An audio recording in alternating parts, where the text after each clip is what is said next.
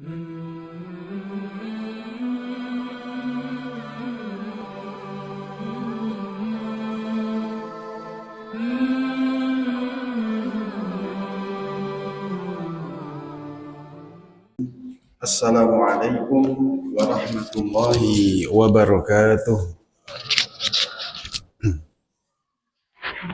Innal hamdalillah nahmaduhu wa nasta'inuhu wa nastaghfiruh wa na'udzu billahi min syururi anfusina wa min sayyiati a'malina. May yahdihillahu fala mudhillalah wa may yudlil fala hadiyalah. Allahumma salli wa sallim wa barik ala Muhammadin wa ala alihi wa ashabihi wa man ittaba'al huda ila yaumil qiyamah, amma ba'du. Ma'asyiral muslimin, Bapak Ibu dan jamaah salat maghrib Masjid Remaja a'azzani Allah wa iyyakum.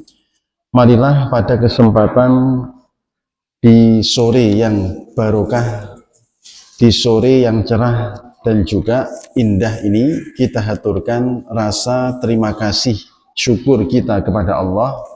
Perbanyaklah lisan ini dalam bertahmid, kita ucapkan alhamdulillahirabbil alamin. Satu bentuk ucapan syukur yang seringkali kita sampaikan adalah sabda Nabi SAW yang memotivasi buat kita semuanya. Man qala alhamdulillahirabbil alamin. Siapa yang bersyukur dengan mengucap tahmid itu, katabat lahu salasuna hasanah. Allah catat untuk kita dengan 30 pahala kebaikan. Tidak hanya pahala, ucapan syukur kita khutta anhu salasuna khati'ah, menjadi sebab ampunan bagi 30 dosa-dosa maksiat kita. Ini keutamaan yang bisa kita dapat dari bertahmid kepada Allah Subhanahu wa ta'ala. Maka perbanyaklah lisan ini di waktu-waktu luang kita, menanti waktu untuk sholat, menanti waktu panjenengan ketika anak sedang pulang sekolah, menanti isi dengan berzikir kepada Allah Subhanahu wa ta'ala.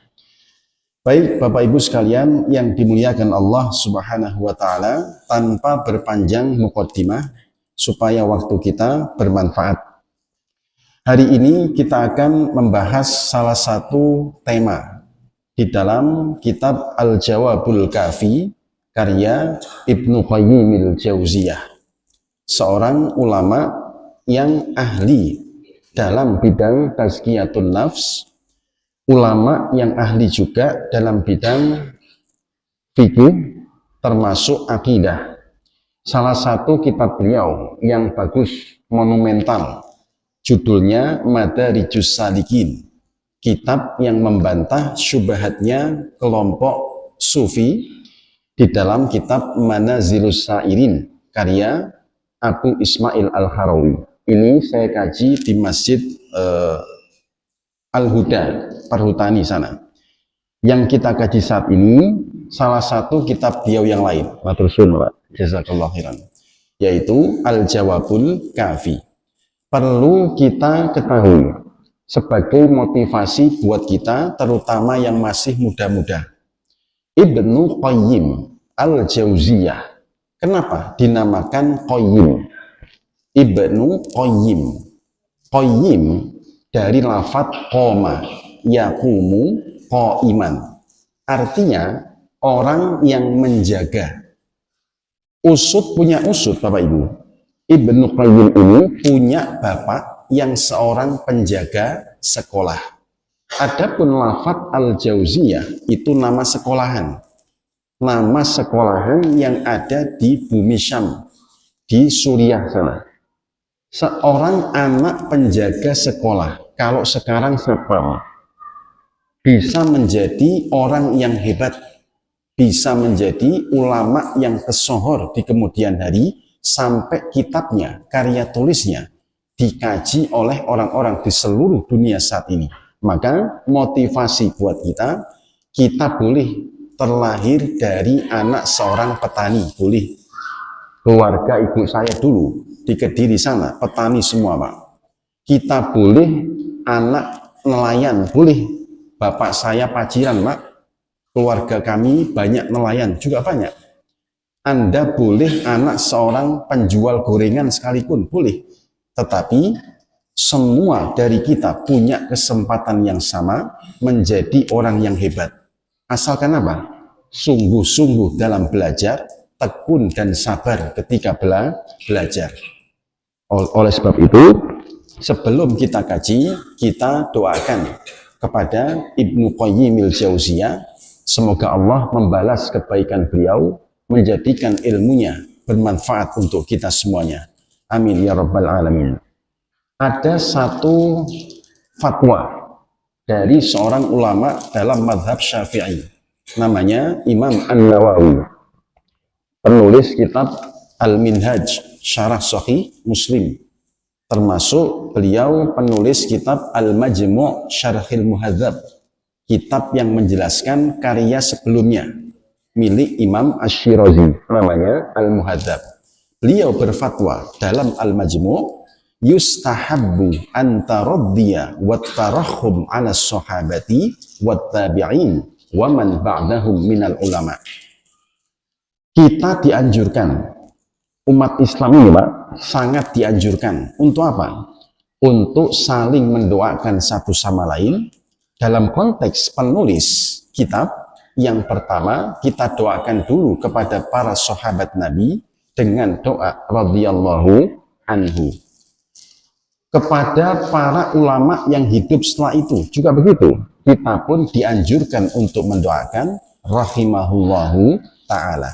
Umat Islam, salah satu ajaran Islam yang mulia, itu senang mendoakan. Berbeda dengan akidah kelompok sana, Ithna Asyariyah, Syiah, ya.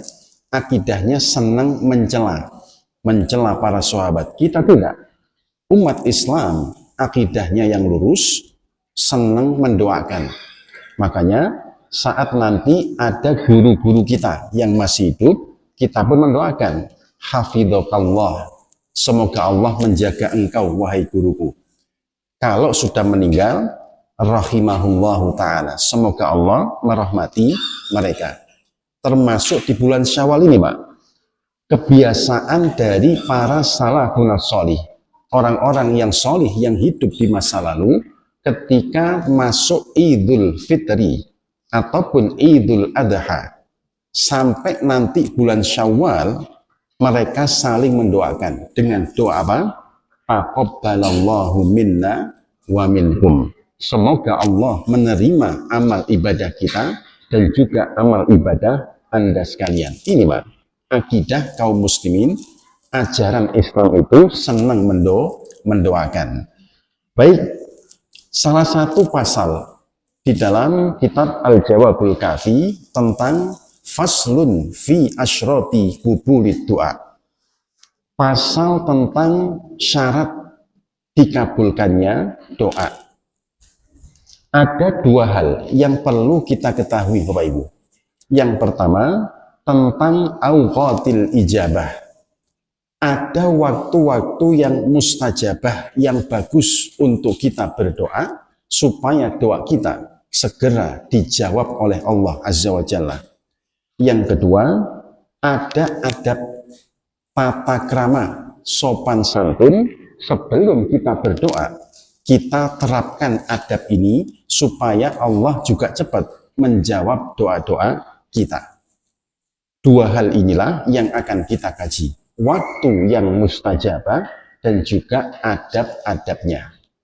Bapak Ibu sekalian yang dimuliakan Allah, perlu kita ketahui, tidak ada satupun doa hamba yang tidak dikabulkan oleh Allah. Semua doa pasti dikabulkan oleh Allah. Saya tanya, apa sih makna dikabulkan? Kabul itu apa Pak? Dari kata qabul, diterima. Semua doa pasti diterima oleh Allah kecuali dua hal. Hadis riwayat Imam Muslim. Doa itu akan terhalang saat kita mendoakan dua hal. Satu, mendoakan keburukan, mendoakan kejelekan, Ini tertolak, Pak. Yang kedua, mendoakan dalam hal yang memutus tali silaturahim. Pak, sumpah ya, saya nggak bakal moro maneh nang omamu. Sumpah itu doa, Pak. Tetapi doa yang semacam ini tidaklah diterima oleh Allah. Perlu diperhatikan ya. Selama doa kita baik, maka akan diterima oleh Allah. Kapan diberikannya? Wallahu a'lam. Bersabarlah ya. Bapak Ibu sekalian yang dimuliakan Allah, perlu kita tahu apa sih adab-adab yang perlu kita tahu. Yang pertama, sebelum kita berdoa, hendaklah ia khusyu'an fil qalbi, menghadirkan rasa khusyuk terlebih dahulu di dalam hatinya. Makna khusyuk itu salah satunya tawadhu'an, kita merendah hati, merendah diri di hadapan Allah Subhanahu wa ta'ala. Kita merendah serendah dirinya, serendah-serendahnya ya, di hadapan Allah Subhanahu wa ta'ala. Ada karakteristik, Pak. Ada sifat dari khusyuk ini. Ulama menyebutkan di antara sifat dari khusyuk, yang pertama, kita mengetahui apa yang kita baca. Termasuk afdol kalau kita memahami maknanya. Misalnya, Bapak Ibu berdoa minta supaya ditambahkan ilmunya. Anak-anak pasti hafal. Bagaimana doanya? Rabbana Rabbi zidni ilma warzuqni fahma. Kita membaca, pastikan lafadznya betul. Itu makna khusyuk. Oleh karena itu, kalau panjenengan berdoa, ojo cepet-cepet gitu. Kalau kita berdoa, santai Pak, dinikmati, khusyuk. Rabbi zidni ilma warzuqni fahma. Jangan sampai satu lafaz, satu huruf kita salah menyebutkan, maknanya sudah berubah jauh, Pak. Saking cepeti ndonga. Saya kasih contoh, jenengan pasti tahu. Lafaz qalbun, hati, kalau qafnya keliru kafa, jadi kalbun. Apa maknanya kalbun? Anjing, mohon maaf. Keliru satu huruf merubah makna, Pak. Contoh yang kedua, lafaz baitun artinya rumah.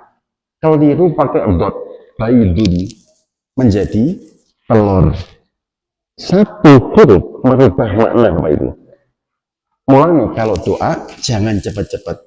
Ibu-ibu minta yang belum punya rumah ya, ya Allah paringi kula baitun, keliru baidun Bu.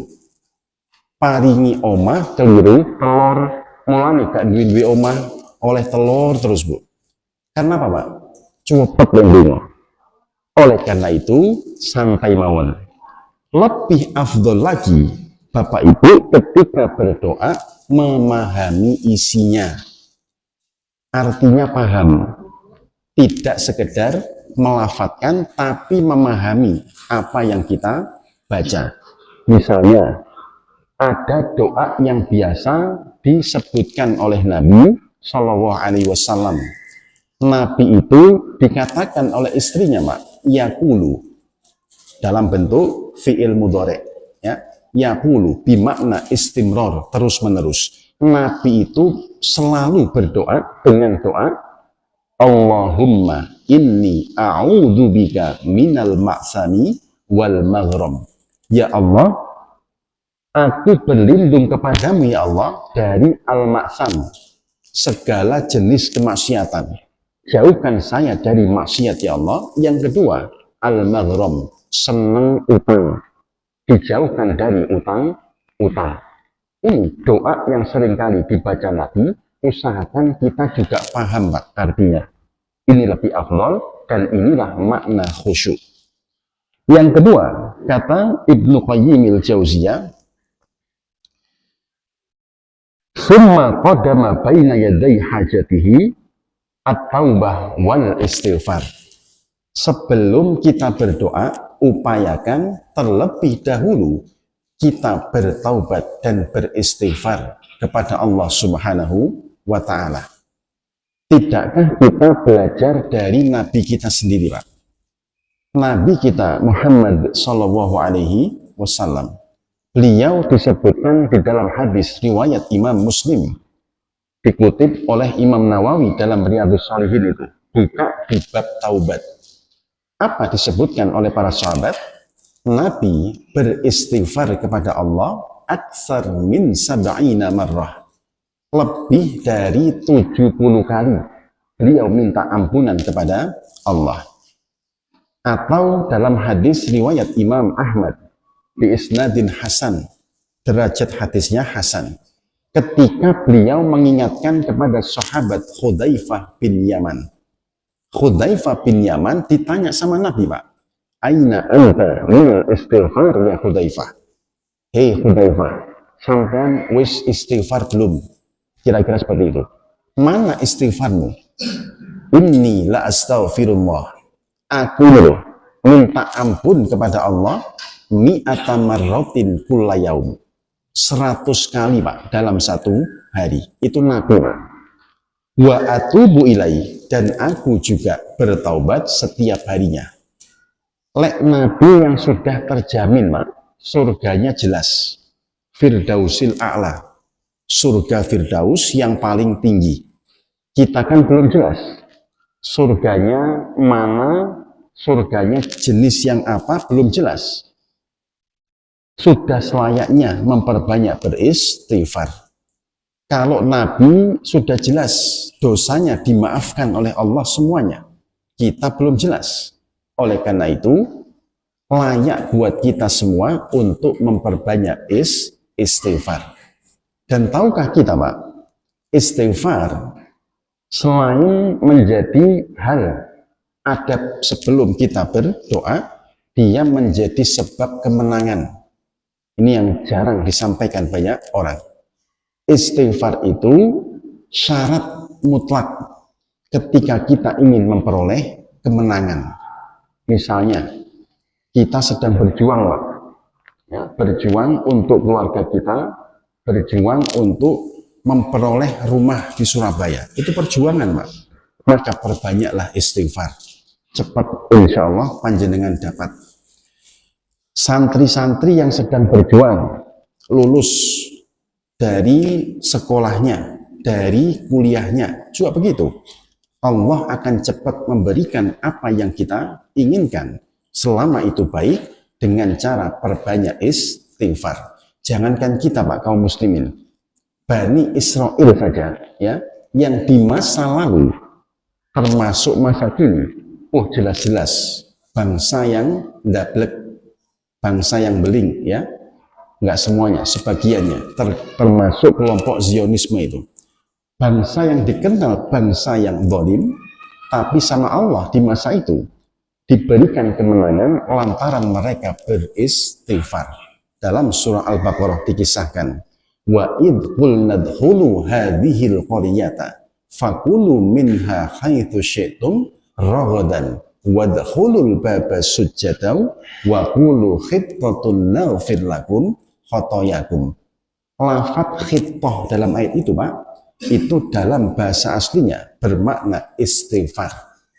Ketika engkau ingin menang melawan bangsa Amalik saat itu, mereka diperintahkan untuk bersujud sebagai bentuk tawaduknya kepada Allah, sekaligus khittah, minta ampunlah engkau kepada Allah. Wadkhulul baba sujjatan wa qulu khittatun naghfir lakum khotoyakum. Allah berikan ampunan kepada mereka. Menang melawan bangsa Amalik yang bangsa besar kala itu, bangsa kuat. Ini faedah dari apa? Istighfar. Maka dalam menghadapi masalah yang berat di dunia ini, kita perbanyaklah istighfar. Ya, insya Allah Allah akan berikan dengan segera apa yang kita butuhkan. Ini yang kedua. Yang ketiga, adab yang perlu kita perhatikan sebelum kita berdoa, wastiqbalat da'i al-qiblah, menghadap ke arah kiblat. Seperti saat kita sholat, kiblat ketika berdoa juga sama, menghadap ke arah mana, Pak? ke arah, nah, ada yang barat, ada yang Ka'bah. Sing bener sing pundi, Bu? Jadi kiblat itu ada dua. Okay? Kiblat kalau bagi orang-orang yang tinggal di tanah haram, di Masjidil Haram, maka dia harus menghadap Ainul Ka'bah, langsung menghadap ke Ka'bahnya. Bagi orang-orang yang tinggal di Masjidil Haram atau sekitarnya. Kalau kita yang jauh dari Masjidil Haram, maka fawalli wajhaka syatrul Masjidil Haram, mengarahkan ke arah Masjidil Haram yang merupakan tempat adanya Ka'bah. Jadi dulu ya, sebelum ada ilmu astronomi yang berkembang, Pak, umat Islam nggak keliru kalau menghadapkan arah kiblatnya itu ke arah Masjidil Haram, nggak keliru, karena memang perintahnya fawalli wajhaka syatrul Masjidil Haram. Di saat ini, Pak, ilmu pengetahuan sudah berkembang.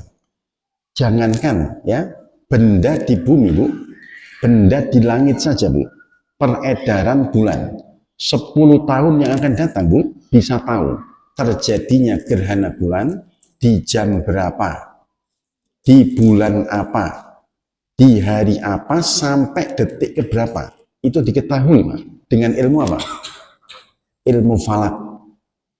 Di masa kini ya, kita pun bisa tahu arah yang paling tepat menghadap ke arah Ka'bah itu seperti apa. Kira-kira seperti ini. Ini sudah diukur, Pak. Sudah diukur. Lebih afdol ya, karena dulu nggak tahu tepatnya Ka'bah di mana, cukup hadapkan ke arah Masjidil Haram. Sekarang alhamdulillah ilmu pengetahuan sudah berkembang, kita pun jadi tahu, Pak, arah Ka'bah yang betul. Maka boleh-boleh saja kita mengarahkan secara langsung ke Baitullah. Ala kulli hal, sebelum kita berdoa, upayakan menghadap ke arah kiblat. Yang keempat, Bapak Ibu, wa kana 'ala thaharati, upayakan dalam kondisi yang suci, baik itu suci dari hadas yang besar termasuk suci dari hadas yang kecil. Lek hadas kecil panjenengan bisa menghilangkan, itu cukup dengan mengambil air wudhu. Lek hadas besar, Pak, hilang dengan cara kita mandi, namanya mandi janazah, janabah, janazah, cek ngeri banget nih. Wes kroso ta. Janabah ya. Menghilangkan hadas yang besar itu dengan mandi janabah. Dan jangan lupa, selain fisik kita suci, apa yang kita kenakan, Pak, itu juga harus suci. Harus suci minimal ya. Kedua, indah, bagus. Mosok menghadap Allah, Zat Rabbul Izzati wal Jalal, kita dalam kondisi apa adanya. Kaosan oblong, sarungan, terus mambu, kan nggak elok, Bu. Kita saja ketika datang ke kondangan, Masya Allah, yang bapak-bapak pakai baju batik, kopiahnya hitam, sepatunya hitam, wangi di sana. Ibu-ibu juga begitu, Bu. Datang ke kondangan, Masya Allah, pakaiannya bagus, lipstiknya merah 1 senti, Bu. Kok bisa gitu? Menghadap orang lain indah, pas menghadap Allah, Masya Allah, bekas keroan, Bu. Kan nggak elok, Pak. Adabnya di mana? Pastikan ya, sebelum kita berdoa, selain tubuh kita ini suci, pakaian kita suci, juga dengan pakaian yang rapi, yang indah. Ini adab yang perlu kita ketahui. Yang keempat, atau kelima ya, 5. Wa rafa'a yadayhi ilallah, upayakan mengangkat kedua tangan kepada Allah Azza wa Jalla. Adab yang satu ini pernah dijelaskan oleh Ibnu Abbas radhiyallahu anhu. Ibnu Abbas berkisah, Bapak Ibu, Nabi itu ketika beliau berdoa mengangkat tangan dengan 3 cara sekaligus. Satu, maaf, tiga cara ya. Satu, ketika dalam kondisi beliau berkhutbah, bil istighfari, minta ampun kepada Allah, mengangkat jari telunjuknya seperti ini. Makanya, terutama bapak-bapak, ketika panjenengan Jumatan, khatib sedang khutbah yang kedua, di akhir khutbah, khatibnya selalu begini, Pak. Betul. Allahumma ghfirli lil muslimina wal muslimat. Dungo, Pak. Dalam kondisi beliau berkhutbah. Ini yang Jumatan pasti tahu, kecuali sing ngantuk. Gak ngerti dungo, ngerti ini pas la ilaha illallah mau sholat dulu. Nah, dalam kondisi beliau seperti itu, beliau mengangkat jarinya seperti ini. Yang kedua, kata Ibnu Abbas radhiyallahu anhuma, dalam kondisi beliau yang biasa, sedang dalam kondisi biasa, bukan khutbah, bukan ketika sholat, beliau mengangkat kedua tangannya hatwa munkibai, sejajar dengan pundaknya, Bu. Kira-kira seperti ini. Beliau mengangkat tangan, Mak, hatwa munkibai, sejajar dengan pundaknya. Misalnya doa-doa yang biasa kita panjatkan, ya Allah, ya Rahman, ya Allah, ya Rahim, paringi jodoh ya Allah.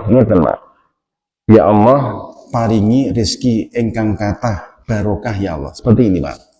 Dalam kondisi yang biasa-biasa saja. Ibu-ibu juga begitu, Bu. Ya Allah, paringi utang kula lunas ya Allah. Itu Bu, ya?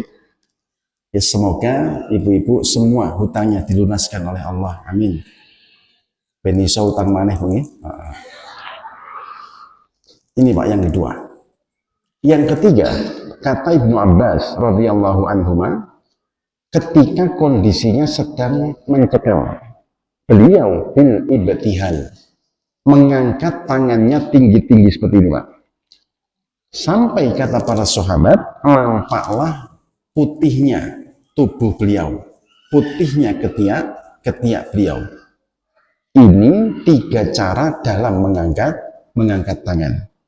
Ketahuilah hadirin sekalian, di dalam hadis riwayat Imam Muslim, Nabi menyebutkan Allah itu punya sifat pemalu. Innallaha khuyyiyun. Allah maha pemalu, Bapak Ibu. Dan Allah akan malu kepada hambanya saat hambanya berdoa minta kepadanya mengangkat tangan, kok Allah tidak mengijabah. Ini Pak, salah satu cara supaya doa kita cepat diijabah Allah, kita bisa menggunakan adab yang kelima ini. Rafa'a yadayhi ilallah, mengangkat tangan kita. Adapun hadis yang menjelaskan Nabi itu tidak pernah mengangkat tangan kecuali dalam sholat istisqa, tidak diriwayatkan oleh banyak a'immatul ahadis. Hadisnya namun setunggal, Pak. Ada memang riwayat yang menyebut Nabi ketika berdoa tanpa mengangkat tangan. Ada memang. Tidak usah berdebat soal itu. Yang mau mengangkat tangan, monggo. Ini adab, ya. Yang tidak juga tidak usah dicela. Itu jalan tengah, Bapak Ibu. Saya percepat. Adab yang keenam, wa bada'a bihamdillahi wa tsana'i alaihi. Hendaklah ia memulai dengan bertahmid, berzikir kepada Allah, kemudian as-sana. As-sana itu maknanya ngalem atau bermanja. Kalau zikir jelas, kita bertasbih, Pak. Subhanallah, alhamdulillah, Allahu akbar, ditambah bertahlil la ilaha illallah. Itu haturkan pada Allah. Yang kedua, yang tidak kalah penting, Pak, as-sana namanya. As-sana itu bermanja. Misalnya begini, pernah panjenengan tahu insya Allah orang yang berdoa kemudian bilang, ya Allah, ya Rahman, anta al-ghani, engkau zat yang maha kaya ya Allah, wa nahnul fuqara, kami ini hamba-hambamu yang fakir ya Allah. Pernah tahu Bang? Anta al-ghani wa nahnul fuqara. Yang lain ketika minta kesembuhan bermanja kepada Allah. Ya Allah, Engkau zat yang maha penyembuh ya Allah. Tidak ada kesembuhan kecuali datangnya darimu ya Allah.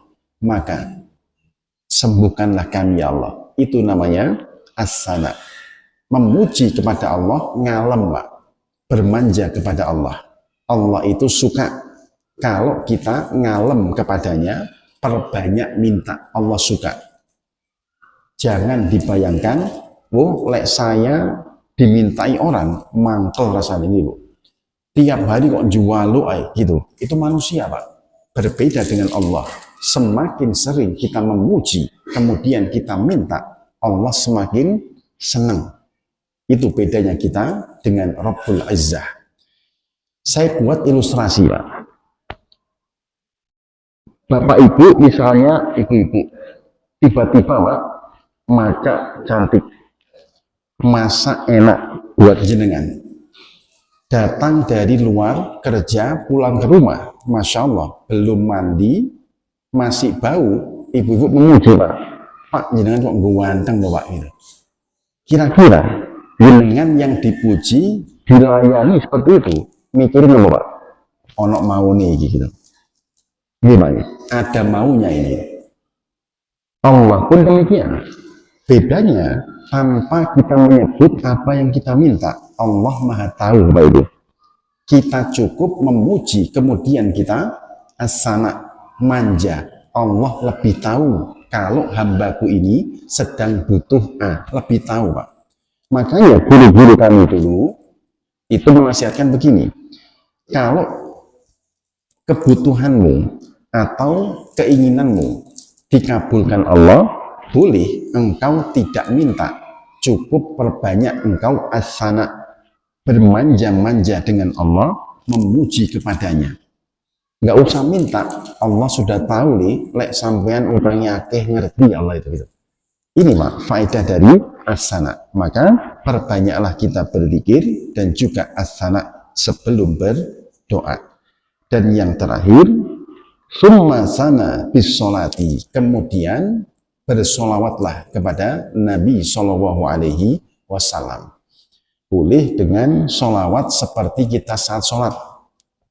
Solawat Ibrahimiyah. Hadis riwayat Imam Bukhari. Allahumma salli ala Muhammad wa ala ali Muhammad kama sallaita ala Ibrahim wa ala ali Ibrahim. Sak terusi. Ada juga misalnya sama dalam riwayat Imam Bukhari, hadis yang mengkisahkan sholawat ummi. Allahumma sholli ala nabiyil ummi. Atau yang paling mudah saja, yang biasa kita amalkan, Allahumma sholli ala Muhammad. Di dalam sholat, ittifaq, ya, tidak boleh nadanya lafaz sayyidina. Lek di luar sholat, monggo dibolehkan panjenengan sedang ngaji ngeten iki Pak. Kita bersolawat Allahumma sholli ala sayyidina Muhammad. Boleh, tidak ada soal. Termasuk Syekh bin Baz dulu. Ketika beliau bermuhadharah, ya, itu biasa Pak. Allahumma sholli ala sayyidina Muhammad. Boleh. Tapi lek pas sholat kita cukup ittiba, apa adanya saja. Allahumma sholli ala Muhammad. 6 inilah Bapak Ibu adab sebelum kita berdoa. Adapun waktu-waktunya masih cukup Bang? Masih cukup. 10 menit saya percepat. Min awqatil ijabah as-sittah. Di antara waktu-waktu yang mustajabah untuk kita berdoa itu ada 6. Lek cukup saya sampaikan semua, kalau tidak sebagian ya. Yang pertama, as-sulusul akhir minal lain, di sepertiga akhir malam, di saat orang-orang banyak sedang tidur pulas, kita bangun Pak, bapak-bapak biasanya ya, bangun di sepertiga akhir malam, kemudian kita nonton bola gitu. Ambil air wudhu, kemudian sholat. Sholat yang dikerjakan setelah tidur, baca tafsir Ibnu Katsir, ya. Wa minal laili fatahajjat bihi nafilatan lak. Yang dimaksud tahajud itu makana ba'dan naum, salat yang dikerjakan setelah tidur. Setelah panjenengan salat di sepertiga akhir malam, itulah waktu yang afdol untuk kita berdoa. Ada bahkan riwayat dalam hadis riwayat Imam Muslim menjelaskan tentang innallaha yanzilu rabbuna ila sama'id dunya. Allah Tuhan kita Bapak Ibu itu turun ke langit dunia di sepertiga akhir malam. Turunnya bagaimana? Wallahu a'lam. Cukup serahkan maknanya kepada Allah. Kita tafwid saja Pak. Tidak usah mikir gitu. Muduni ya apa? Damel pesawat apa? Jangan. Otak kita nggak sampai Pak Ibu. Cukup kita serahkan maknanya kepada Allah. Yanzilu rabbuna ila sama'id dunya. Allah turun ke langit dunia di sepertiga akhir malam. Khina yabqa sulusal lail, ketika malam itu hampir-hampir habis. Itu Pak. Siapa yang berdoa kepadaku, kata Allah, niscaya akan aku ijabah. Siapa yang minta ampunan kepadaku, niscaya akan aku ampuni. Ini Pak, khasiat dari waktu akhir malam. Lek panjenengan mau nonton bola, oke, tapi usahakan sholat dulu. Kemudian berdoa, baru kemudian nonton. Boleh, namanya hobi, Bu. Silakan. Yang penting manfaatkan waktu akhir malam untuk memperbanyak doa.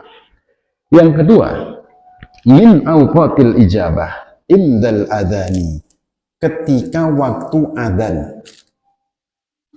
Perlu diketahui ya, doa yang dimaksud ini adalah dalam bentuk berzikir.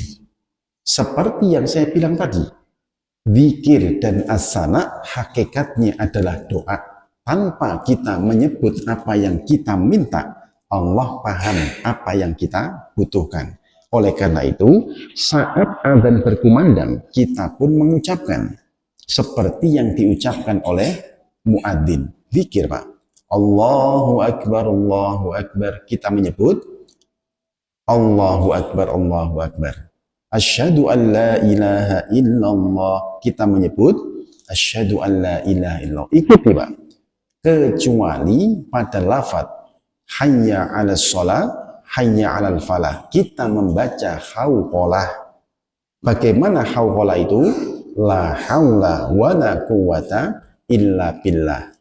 Maka nanti pas adzan saya himbau semuanya meneng kelekep diam semuanya, karena menurut mazhab Syafi'i, Imam Nawawi misalnya memakruhkan ngomong-ngomong saat adzan sedang berkumandang. Nanti waktu muadzin sedang adzan, panjenengan meneng jawab adzannya muadzin. Bisa Bu nggih? Nah, Bapak-bapak sakit Pak nggih? Insyaallah. Yes. Yang ketiga, saya percepat. Wa bainal adzani wal iqamah. Antara waktu adzan dan juga waktu iqamah. Kira-kira berapa menit Pak? Waktu adzan dan iqamah itu? 10 Bang. 10 menit itulah termasuk awqatil ijabah. Waktu yang baik untuk kita berdoa. Maka setelah adzan, kemudian panjenengan lanjutkan diamnya, tapi berdoa dalam hati. Minta apa yang panjenengan butuhkan. Lek isin ini cukup meneng. Ngantuk tapi. Doa Bu, doa. Waktu yang mustajabah. Dan ingat, sebelum kita minta apa yang kita minta, ada satu doa yang sunnah untuk kita baca, adalah doa setelah adzan. Apal napa mboten Ibu, Bapak? Apal nggih? Allahumma barik lana. Iku apa sarapan Pak? Allahumma rabb hadhihi da'wati tammah was salatil qa'imah ati Muhammadanil wasilata wal fadilah wa ba'athu maqaman mahmudah. Sampai di situ hadisnya. Lek nambahi monggo, ndolek dalil dewi ya. Ya. Ini yang ketiga. Yang keempat Bapak Ibu sekalian, wa adbaris sholawatil maktubah. Di akhir sholat yang wajib. Ulama beda pendapat memang. Satu mengatakan akhir waktu sholat itu sebelum panjenengan salam. Ketika sedang bersujud yang terakhir. Ada hadis riwayat Imam Muslim, kondisi yang sangat dekat Bapak Ibu. Antara kita dengan Allah ketika kita sedang bersujud. Dalam kondisi sujud, Nabi perintahkan, hadis Muslim, fa'aksirud doa. Perbanyaklah kalian berdoa. Makanya, banyak di antara orang yang sholatnya sendirian, Pak, biasanya sujud terakhir suwi, gitu. Tapi jadi imam jangan loh, Pak. Gue jadi imam sujudnya, 15 menit. Yang sakit gigi, teng-teng, Bu. Ini adab loh, gitu. Yang imam harus tahu loh, Bu. Imam itu ditunjuk supaya normal sajalah, gitu. Tapi kalau sholat sendirian, monggo, mau sujud selama 30 menit, boleh-boleh saja. Perbanyaklah Anda berdoa. Itu ulama yang pertama. Yang kedua, makna ad-daris sholat, akhir sholat, adalah setelah sholat berakhir. Ini pendapat misalnya Ibnu Hajar al-Asqalani punya kitab Fathul Bari Syarah Sahih Bukhari. Di dalam penjelasan beliau, ya, waktu ad-daris sholat itu setelah sholat. Mulai panjenengan setelah sholat bisa mengamalkan adab yang banyak lagi, Pak. Berzikir, kemudian mengangkat tangan, gitu. Lek dalam sholat, apa bisa kita berdoa sambil gini? Nggak bisa, gitu. Berarti kata beliau, ini dilakukan setelah sholat.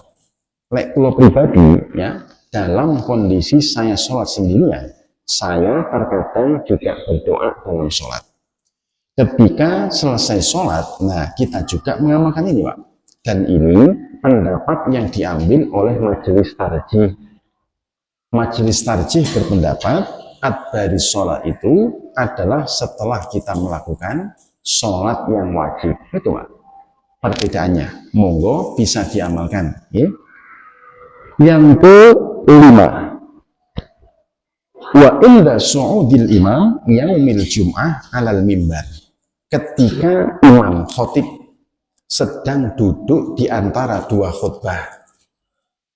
Khutbah itu kan dua kali, ya. Khutbah yang pertama, kemudian imamnya duduk. Di saat imam duduk, Bapak Ibu, itulah termasuk awqatil ijabah, waktu yang mustajabah untuk panjenengan berdoa.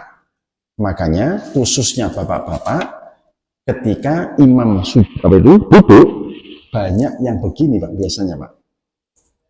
Banyak yang berdoa karena memang waktu saat imam sedang duduk adalah awqatil ijabah. Monggo bisa diamalkan, ya, nanti saat Jumatan, ya. Ada nih sebagai penutup pamungkas, saya sebutkan matannya saja. Wa akhiru sa'atin ba'dul asri. Waktu akhir asar, setelah sholat asar, kira-kira maghribnya pukul 5.25 gitu. 25 gitu. Berarti pukul 5 itu waktu akhir asar.